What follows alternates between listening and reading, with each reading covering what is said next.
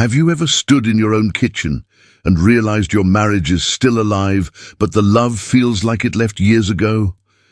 That was me, barefoot, holding a cold cup of coffee, frozen in a silence deeper than any fight we'd ever had. The morning light was slipping through the blinds, catching the steam that had long stopped rising from my mug.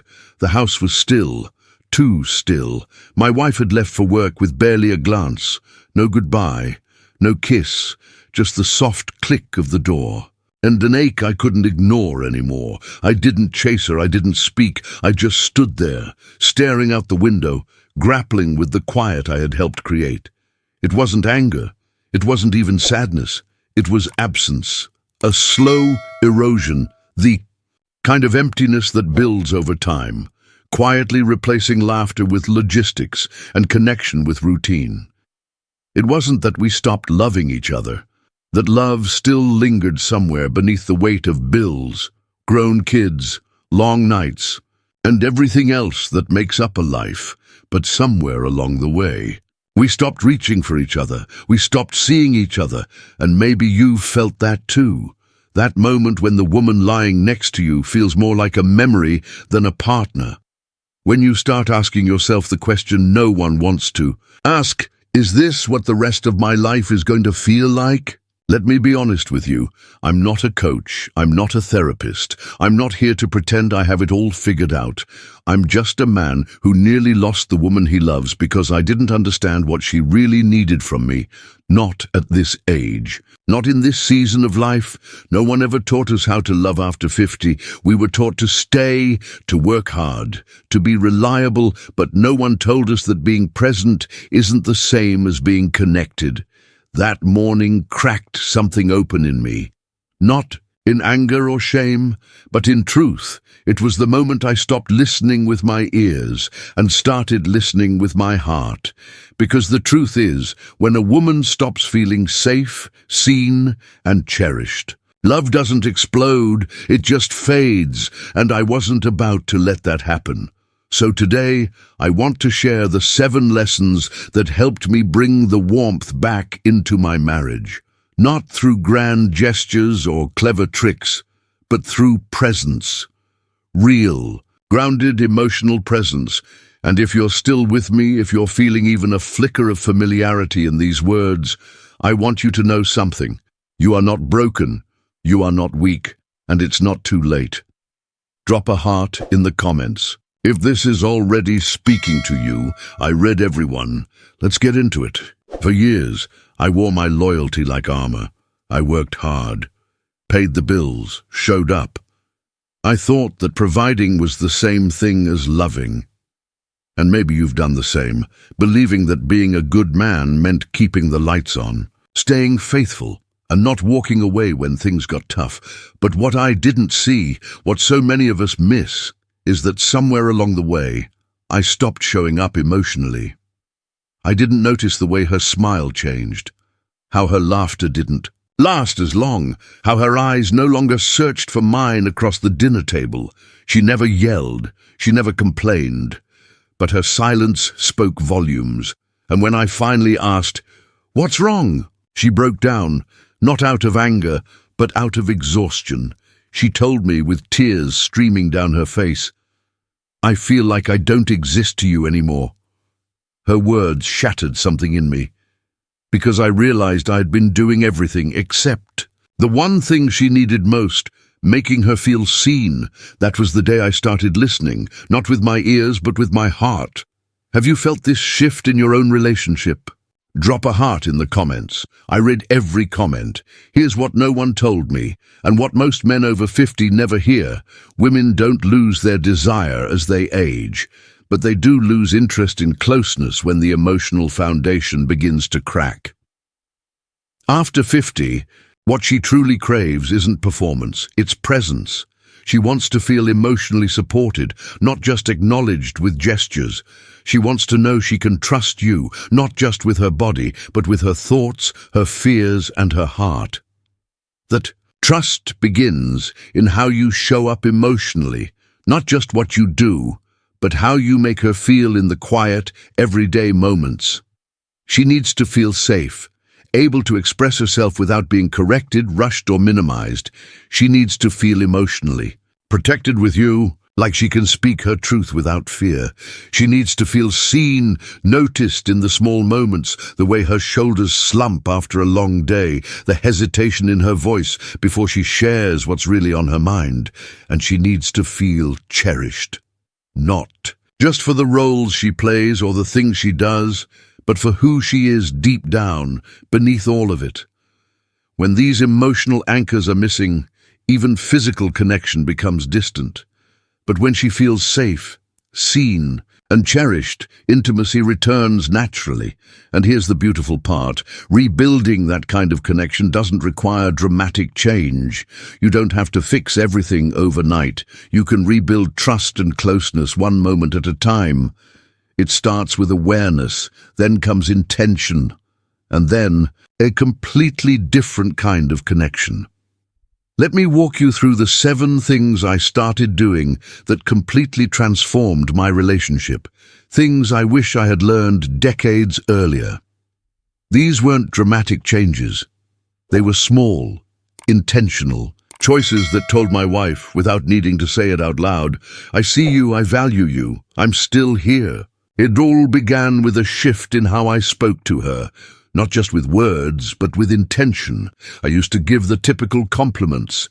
"You look nice," "dinner was great," but those words never truly landed. They were surface level, and she could feel that. Then I started going deeper. One day I told her, "The way your eyes light up when you talk about your garden makes me fall in love with you all over again." That moment, her eyes welled up. Because I wasn't just complimenting her looks, I was noticing something she cared about, something that made her feel seen. When your words go deeper, her heart opens wider. Words can build emotional safety, and when she feels emotionally safe, the entire relationship changes. But words were just the beginning. I quickly realized that how I reached out to her physically carried just as much weight, if not more. There was a time I only reached for her when I wanted something, and she knew it. You can't hide that kind of expectation. Now, I touch her gently as I walk by. I hold her hand while we're watching a movie. I kiss her forehead without expecting anything in return. These moments say, "I want you near me, not for what you can give me, but because I value the connection we share." When a woman doesn't feel pressure behind your touch, she begins to trust your presence again. She softens, and often that softness leads to deeper closeness, but only when it's not forced. As that trust began to grow again, I realized how often I had been physically present but emotionally somewhere else. That had to change. Distraction is a relationship killer. I didn't realize how much damage I was doing by half listening while scrolling on my phone or glancing at the TV while she spoke, so I made a change. Now, when she talks, I stop what I'm doing. I look her in the eyes, I lean in, and I respond like she matters, because she does. Women feel love through attention, not flashy attention, but full, grounded, present attention. When she feels that, her emotional walls begin to fall. As those walls lowered, something else began to return. Lightness, laughter, that playful spark we used to share without even trying. Thought playfulness had an expiration date, that flirting and teasing were for our 20s. I was wrong. One night, I left a silly note on her pillow. "If you steal the blankets tonight, I'm filing a complaint with management." She laughed, really laughed. And then she kissed me like she hadn't in months. Playfulness isn't about being immature. It's about bringing joy back into the relationship, remembering that love is not just built on deep talks and serious commitment. It's also built on fun, inside jokes, and little sparks of mischief. No matter your age, a little playfulness can make your relationship feel alive again.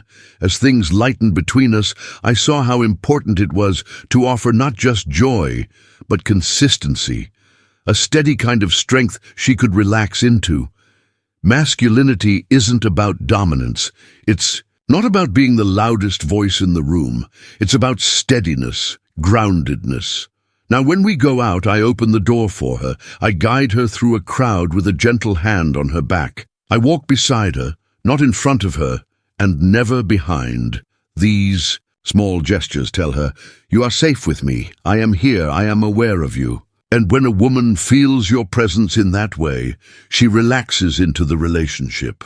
She no longer needs to control, defend, or overcompensate, because she knows you're steady. And when she began to feel that steadiness again, I noticed something. Else the things she wasn't saying, the subtle cues that used to fly right past me, I used to wait for her to say what she needed, but women rarely do that directly. I started watching more closely, noticing the way she moved, the way she looked at me when something was bothering her, the way she sighed a little longer after a hard day. That's when I realized connection doesn't begin in the bedroom. It begins in how we show up before any words are spoken. Her body language, her energy, her expressions, they all hold clues. And when I began responding to those quiet signals, she began to trust me again, because she felt truly understood. And with that understanding came the opportunity for something deeper, a return to intimacy that felt safe, comforting, and real. Aging changes things, for both of us. But for her, those changes brought discomfort and insecurity. She started pulling away, not because she didn't want to be close, but because it didn't feel the same, and I made the choice not to take it personally. Instead of pressuring her, I created space for us to talk. I asked her what she needed. We slowed down. We experimented with new ways of connecting that focused on comfort, emotional bonding, and trust. And that changed everything, because when a woman feels emotionally safe, she becomes more emotionally present and confident, not just in your connection, but in the relationship as a whole. These small, steady steps didn't just help us fall back in love, they helped us come home to ourselves. And if you're reading this thinking, "I wish I'd done this sooner," you're not alone. The good news: you can begin right now. One touch, one deeper compliment, one intentional moment of full attention. That's where change begins. No matter your age, it's never too late to reconnect. And if this part of the video spoke to you, take a second to reflect. Which of these 7 things have you stopped doing? Now's the time to start again. You don't need to be younger. You don't need to have more money. You don't need to hit the gym 6 days a week or pretend to be someone you're not. What you need is to be present. When I finally started showing up, not just physically, but emotionally, I watched my marriage shift in ways I never expected. My wife started reaching for me again. Her touch was different. Not routine, not polite. It was intentional, emotionally open, like she was letting me back in. She laughed more. She started telling me stories again, the kind of stories that once made me fall in love with her, and when I walked into a room, she lit up. Not because I changed who I was, but because I reconnected with the man I'd stopped being. And me, I felt like myself again, not just a provider, not just the guy who mowed the lawn or fixed the sink. I felt like a partner, a man, appreciated, valued, connected. I know how easy it is to believe it's too late, but it's not. The truth is, intimacy doesn't fade because of time. It fades because we stop tending to it. And if you're willing to take even the smallest step today, a kind word, a gentle touch, a moment of full attention, you can begin to rebuild what you thought was lost. This is your moment, not tomorrow, not next month, now. These days, when I stand in the kitchen with my coffee, it's not cold, it's quiet, but it's not empty, because I see her again. And more importantly, she sees me. If anything in this message spoke to you, I encourage you to share your story in the comments. Whether you're struggling, healing, or thriving, your experience can help another man realize he's not alone. Subscribe for more honest, grounded conversations about love, connection, and what it really means to grow in a relationship after 50. Let's build something real together.